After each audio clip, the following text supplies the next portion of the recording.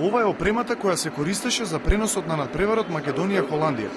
Екипа од 90 луѓе пристигнаа во нашата држава за да се овозможи дигитален пренос кој во Македонија се уште не постои. Организаторот кој ги поседува авторските права е Слободан Гујчич од агенцијата Sport5.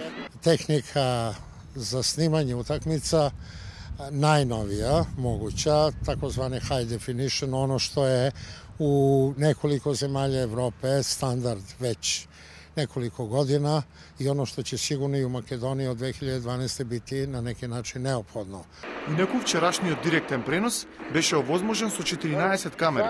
2012. godine sve ozbiljne televizijske kuće koje imaju želju i nameru da budu nacionalne televizije koje se vide u celokupnoj Македонiji мораće да буду дигитализовани. Новинарот Атанас Костовски не подсети на првиот директен пренос кој бил овозможен пред 43 години. 27. октомври 1965 година телевизија Скопје го направи првиот директен телевизијски пренос од фудбалскиот надпревар Вардар Црвена звезда 2:0 за Вардар.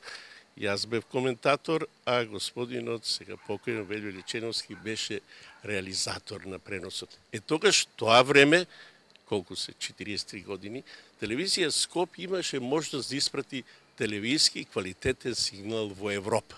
Во опремата која пристигна од Англија беа донесени 4 подвижни рефлектори. Силината на светлото изнесуваше 2000 лукса, па затоа градски беше осветлен како никогаш досега.